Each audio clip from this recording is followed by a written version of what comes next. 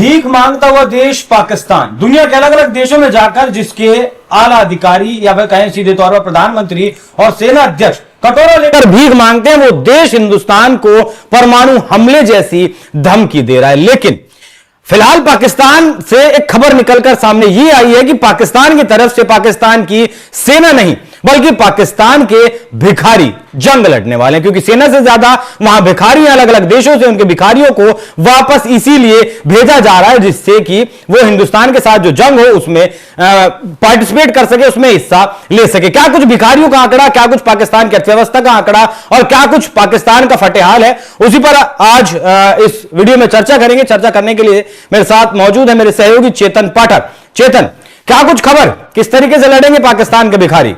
देखिए, जिस तरीके आपने जिक्र किया अभिषेक की पाकिस्तान भिखारियों के दम पर लड़ने जा रहा है, यह बात कहीं ना कहीं सच भी साबित होती हुई नजर आ रही है। हम जानते हैं, हमने लगातार एनएफसी के जरिए मैंने लगातार ये खबरें अपने दर्शकों तक पहुंचाई कि सऊदी अरब पाकिस्तानी भिखारियों से खासकर बहुत परेशान आ गया था और उसने एक के बाद एक इन्हें वापस फेंकना शुरू किया पाकिस्तान में। एक रिपोर्ट ये कहती है कि 2024 में 4000 से ज्यादा जो पाकिस्तानी भिखारी हैं उनको पाकिस्तान वापस सऊदी अरेबिया ने डिपोर्ट कर दिया। ये फेडरल इन्वेस्टिगेशन एजेंसी की रिपोर्ट है, हम अपने हवाले से कुछ भी नहीं कह रहे हैं और ये पाकिस्तानी अखबार डॉन में ही छपा हुआ है, आप पढ़ सकते हैं। चलिए ठीक है, ये एक चीज हो गई। दूसरी चीज, अभी कुछ तस्वीरें सामने सोशल मीडिया पर आ रही हैं जिस पर भी हमने खबर की, आप हमारे चैनल पर देख सकते हैं कि पाकिस्तान में जो सियालकोट बॉर्डर है वहां पर तमाम जो टैंक्स हैं वो गाड़ियों पर लादकर पहुंचा रहा है। उसको डर है, उसको खौफ है, वो बिलबिला रहा है। असीम मुनीर के पेट में दर्द है कि कभी भी भारत हमला कर सकता है, दिन रात कभी भी, इसलिए हमें तैयार रहना है। अब वो तैयार उन टैंकों की बदौलत होना चाहते हैं। कितना हो पा रहे कितना नहीं हो पा रहे वो आप सब जानते हैं। चलिए, एक चीज ये हो गई। दूसरी चीज ये कि रक्षा मंत्री हैं वहां के ख्वाजा आसिफ, जो कि तमाम टीवी चैनलों पर बैठकर, चाहे वो अंतरराष्ट्रीय टीवी चैनल्स हों, मीडिया हाउसेस हों या फिर पाकिस्तान के हों, उन पर बैठकर भारत को परमाणु बम की धमकी दे रहे हैं। वो परमाणु बम की धमकी दे रहे हैं जिसके चलाने के लिए भी शायद पाकिस्तान के पास पैसा नहीं है। अब रक्षा मंत्री ख्वाजा आसिफ जब परमाणु बम की धमकी देते हैं तो उनको अपनी एक हफ्ते पहले कही हुई बात को भी ध्यान रखना चाहिए, क्योंकि डॉन न्यूज में जो पाकिस्तानी अखबार है उसमें छपा है कि उन्होंने एक हफ्ते पहले एक बहुत बड़ा बयान दिया था और उन्होंने कहा था कि 2 करोड़ भिखारी इस वक्त पाकिस्तान में हैं। आप समझिए, 2 करोड़ भिखारी, 2 करोड़ की आप गिनती करिए और 2 करोड़ की गिनती आप इसलिए ध्यान में रखिए, मैं बार बार कह रहा हूं 2 करोड़, क्योंकि पाकिस्तान की कुल फोर्स जो है वही करीब 6.5 लाख है और रिजर्व फोर्स जो है वो 5 लाख 5.5 लाख है। आप सोचिए, 10 लाख से भी नीचे जो है वो पाकिस्तान के पास सैनिक है और 2 करोड़ जो है वो भिखारी हैं।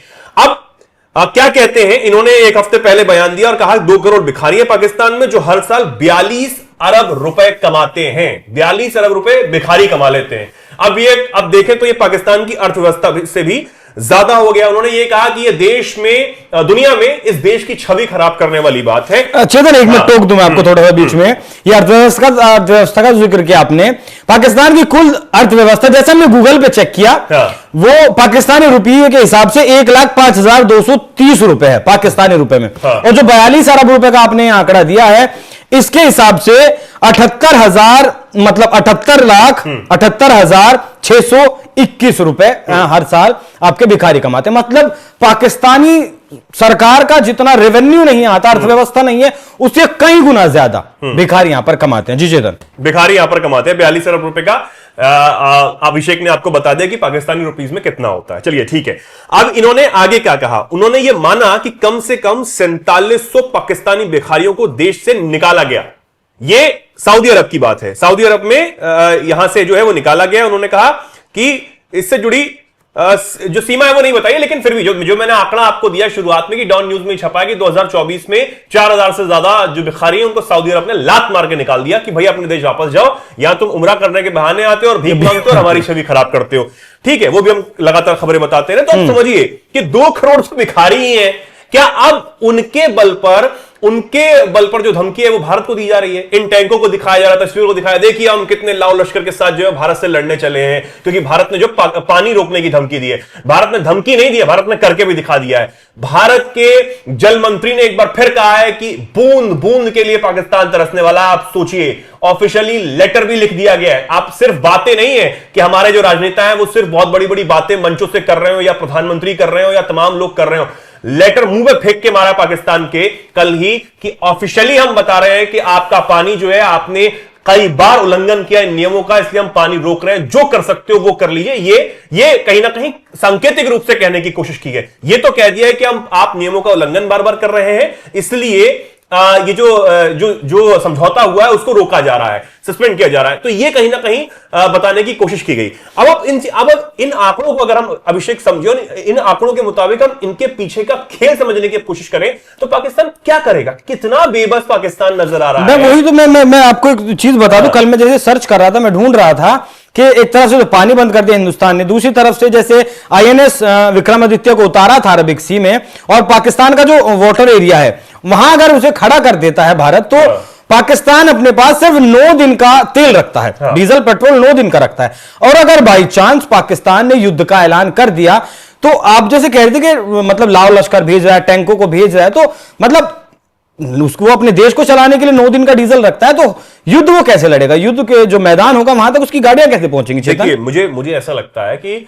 आसिम मुनीर को, उनके आकाओं को, शहबाज शरीफ को, नवाज शरीफ को, जो आजकल बहुत ज्यादा एक्टिव हो रहे हैं, अपनी बेटी को ऊपर लाना चाहते हैं, अपने बेटे को ऊपर लाना चाहते हैं, अपने भाई को हटाना चाहते हैं, उनको कहीं ना कहीं अब ये मुगालते में है कि अरब देश जो हैं, खासकर तुर्की हैं, या फिर हम दूसरे देश चले जाएं, बेलारूस, जिससे वो बहुत ज्यादा गलबैया करते हुए नजर आते हैं, वो हमारा साथ दे देंगे। अरे भैया, कोई साथ नहीं देगा। चिल्ला चिल्ला के हम बता चुके हैं, हम शांति से बता चुके हैं, कोई साथ नहीं देगा। अकेले पिटते हुए नजर आओगे। तालिबान अकेले पीट रहा है, उसको किसी की जरूरत नहीं है, और तुम्हें कोई बचाने तक नहीं आ रहा। कहां है वो बेलारूस जिसके पास तुम तमाम चीजें करने जाते हो?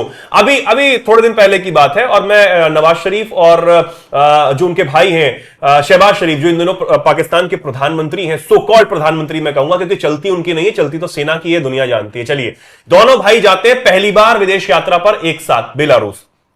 वहां पर जो राष्ट्रपति है उनसे मुलाकात होती है, वो गले लगाते हैं। लेकिन आप तस्वीरें देखेंगे तो तस्वीरों में दिखाई देगा कि नवाज शरीफ अपनी बेटी मरियम नवाज को लेके जाते हैं, जो कि पाकिस्तान की पहली महिला मुख्यमंत्री हैं।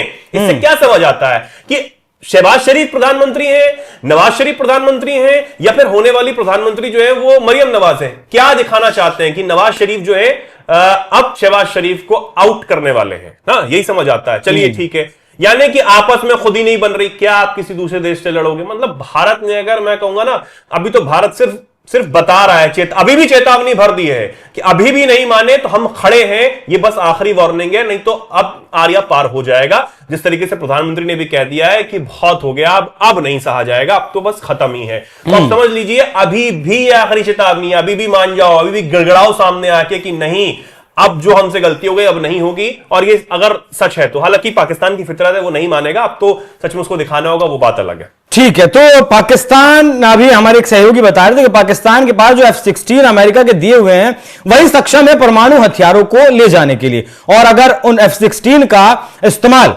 पाकिस्तान ने किया तो अमेरिका उसे कहीं का नहीं छोड़ा। हाँ, वो कहीं का नहीं छोड़ेगा, और कहीं का छोड़ा भी नहीं था। जब अभिनंदन वाला केस हुआ था तो बिना पूछे उड़ा लिया था, तो अमेरिका ने फटकार भी लगाई थी कि रखने के लिए दिए हैं, ज्यादा चौधरी मत बनो कि तुम उड़ाने चले जाओ, और वे हिंदुस्तान के खिलाफ। हाँ। बाकी नेतन्याहू का पूरा फुल सपोर्ट है। रूसी राष्ट्रपति पुतिन की तरफ से कहा जा चुका है, यह बहुत मायने रखता है बयान के हिंदुस्तान कुछ बहुत बड़ा करने वाला है। इसीलिए पाकिस्तान, पूरे पाकिस्तान के 24 करोड़ लोगों के हवाइयां फिलहाल खराब हैं, और विदेशों से अपने भिखारियों को वो मंगा रहा है, जिससे कि आसानी हो भारत के साथ जंग लड़ने में। क्योंकि पाकिस्तान की सेना का जो मनोबल है वो टीटीपी के लड़ाके पहले तोड़ चुके हैं, बलूचिस्तान के लड़ाके पहले ही तोड़ चुके हैं। आज भी चेतन मुझे बता रहे थे कि आज भी बलूचिस्तान के कुछ लड़ाकों ने पाकिस्तान की सेना के जवानों को ठोका है। बाकी भिखारियों के दम पर कितना आगे पाकिस्तान जा सकता है, देखने वाली बात होगी। इस पूरे विषय पर आप लोगों की क्या कुछ राय, कमेंट करने में जरूर बताइएगा। नमस्कार।